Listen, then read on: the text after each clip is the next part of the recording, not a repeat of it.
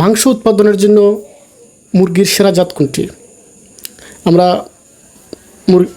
Poultry মুরগি লালন পালন করতে গিয়ে অনেক সময় আমরা দ্বিধার মধ্যে পড়ে যাই যে কোন মুরগিটা আমরা নির্বাচন করব মাংস উৎপাদনের জন্য।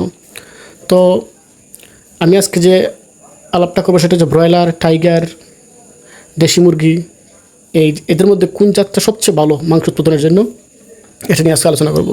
তো সবাই আশা করি ভিডিওটি না টেনে শেষ পর্যন্ত দেখবেন।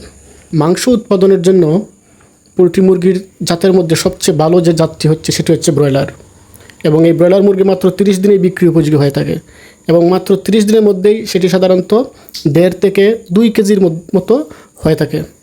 তবে ব্রয়লার মুরগিতে খাবারের খরচটা একটু বেশি, কিন্তু খাবারের খরচ বেশি হলেও খুব তাড়াতাড়ি কিন্তু এই ব্রয়লার মুরগিতে আমরা লাভের মুখ দেখতে পারি, অর্থাৎ খুব তাড়াতাড়ি প্রফিট করা যায়, রিটার্ন করা যায় টাকাটা তাড়াতাড়ি। এবং এই ব্রয়লার মুরগির মাংস মোটামুটি একটু নরম হলেও বাজারে মোটামুটি ভালোই চাহিদা আছে। তবে দেশি মুরগির মতো মাংসটা এত টেস্টি না আর কি। তাই আমি মনে করি যে কেউ যদি কমার্শিয়ালি মাংস উৎপাদনের জন্য পোলট্রি লালন পালন করতে চায় তাহলে ব্রয়লারটা হবে তার জন্য সবচেয়ে বেস্ট একটি অপশন। মাংস উৎপাদনের জন্য সবচেয়ে ভালো মাংস উৎপাদনের জন্য আমি মনে করি সবচেয়ে ভালো অপশন হচ্ছে দেশি মুরগি। এটি সাধারণত 3 থেকে 4 মাসের মধ্যে বিক্রি উপযোগী হয়, অর্থাৎ মোটামুটি একটা ভালো সময় এখানে অতিবাহিত করতে হয়। তারপরে মোটামুটি এখানে 1 কেজি থেকে 1200 গ্রামের মতো মোটামুটি আপনি সাইজের মুরগি তৈরি করতে পারবেন বা মাংস উৎপাদন করতে পারবেন।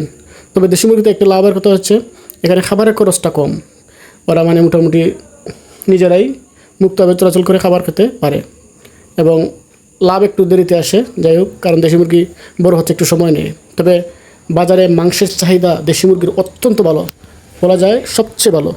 মাংস উৎপাদনের জন্য আরেকটি জাত হচ্ছে টাইগার মুরগি। এটিও কিন্তু মোটামুটি আর গ্রোথ অনেক ভালো, 2 মাসের মধ্যে মোটামুটি ভালো একটা সাইজের মধ্যে চলে আসে। গরুর ওজন প্রায় 900 থেকে 1 কেজির মতো হয়ে থাকে 2 মাসের মধ্যেই। তবে খাবারের খরচটা একটু বেশি, কারণ এটি কমার্শিয়ালি ফার্মের মধ্যেই লালন পালন করার সুবিধা বেশি, তাই খাবারের খরচটা একটু বেশি পড়ে যায়। তবে মাংসের চাহিদা কিন্তু বাজারে মোটামুটি ভালোই এবং মাংসের স্বাদও ব্রয়লার মুরগির তুলনায় ভালো, তবে দেশি মুরগির মতো নয়।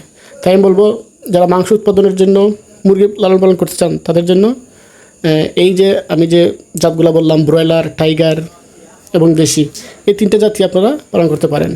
তবে খুব তাড়াতাড়ি প্রফিটের জন্য আপনারা ব্রয়লার কিংবা টাইগার মুরগি পালন করতে পারেন, আর সুস্বাদু মাংসের জন্য আপনারা দেশি মুরগি লালন পালন করতে পারেন। ধন্যবাদ সবাইকে। ভিডিওটি ভালো লাগলে সাবস্ক্রাইব করে পাশে থাকবেন।